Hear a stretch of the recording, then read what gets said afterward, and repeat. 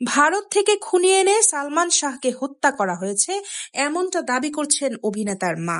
বাংলাদেশের সিনেমায় ইতিহাস সৃষ্টিকারী নায়ক সালমান শাহ। আজ তার ২৮তম মৃত্যুবার্ষিকী। মৃত্যুর এত বছর পরেও তিনি এখনো ঠিক ততটাই জনপ্রিয়। দীর্ঘ এ সময়েও তার মৃত্যু নিয়ে রয়ে গেছে রহস্য। সালমান শাহ আত্মহত্যা করেছেন এটি মানতে নারাজ তার মা নীলা চৌধুরী। মামলা আবার নতুন করে বের করে ছেলের হত্যার বিচার চেয়েছেন তিনি।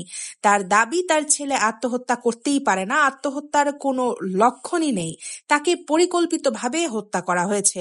সম্প্রতি লন্ডন থেকে একটি গণমাধ্যমকে এমনটাই জানিয়েছেন নীলা। ২০২০ সালের ফেব্রুয়ারিতে রাজধানীর ধানমন্ডিতে পিবিআই এর কার্যালয়ের এক সংবাদ সম্মেলনে পুলিশ ব্যুরো অফ ইনভেস্টিগেশনের প্রধান বনোজ কুমার মজুমদার জানান, সালমান শাহ আত্মহত্যা করেছেন, তাকে খুন করা হয়নি। চিত্রনায়িকা শাবনূরের সঙ্গে বেশ ভালো সম্পর্কের কারণে স্ত্রী সামিরার সঙ্গে দাম্পত্য কলহ থেকেই আত্মহত্যা করেছেন এ নায়ক।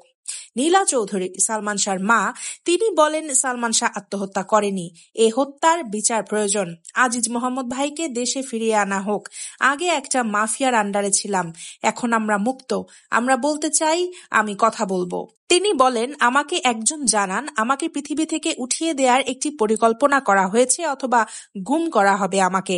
তখন বলি, মানুষকে আবার গুম করে কিভাবে? ওই সময় তো গুম সম্পর্কে জানতাম না। এখন বুঝছি যে গুম হচ্ছে আয়নাঘর। অনেক সময় দলের অনেক বড় বড় নেতাদের দেখতাম, তারা হঠাৎ করেই আমার বাসায় চলে আসতো। একদিন বিষয়টি খটকা লাগে আমার কাছে, তারা কেন আমার বাসায় এত আসে? অভিনেতার মা বলেন, তখন একদিন হাসান মাহমুদকে আমি বলি, যখন তখন কেন চলে আসো? তো তিনি বলে যে, আপা একটু চা খেতে আসি। তাকে বলি যে আমি এসব পছন্দ করি না। এছাড়া সালমান শাহর হত্যার ব্যাপারে তার স্ত্রী সামিরা সম্পর্কে নীলা চৌধুরী বলেন, সামিরা ৩টি বিয়ে করলো, সে যে খারাপ তা প্রমাণ হয়ে গেছে। একটি ঘরে থাকতে পারেনি সে, তার বাবাও অনেক কিছু করেছে, ইদানিং তাদের দেখা যাচ্ছে না। তার মা, সে সালমান শাহ হত্যার মামলার আসামি, অথচ একটা আসামিকেও কখনো জিজ্ঞাসাবাদ করা হলো না, তাদের আটক করা হলো না। হত্যা মামলার আসামি হলে তো সঙ্গে সঙ্গে আটক করা হয়, এরপর আইন যা বলবে তাই হবে, কিন্তু তা হয়নি।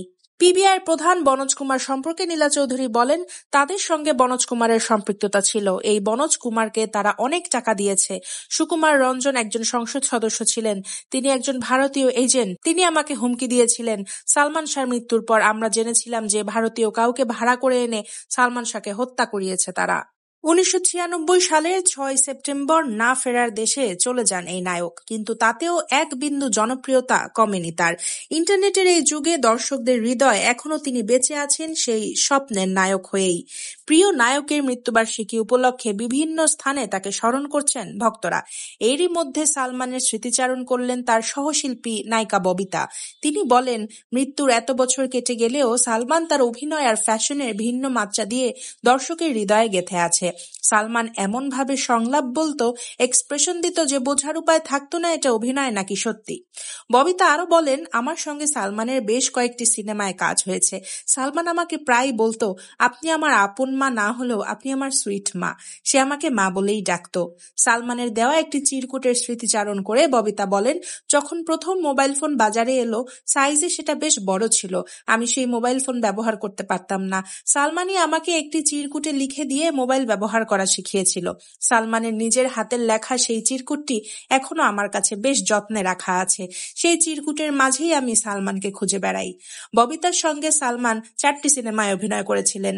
তা হলো স্বপ্নের পৃথিবী, মহামিলন, মায়ের অধিকার ও জীবন সংসার। 2টি ছবিতে সালমানের মায়ের ভূমিকায় ও 2টিতে সালমানের ভাবির ভূমিকায় অভিনয় করেন ববিতা।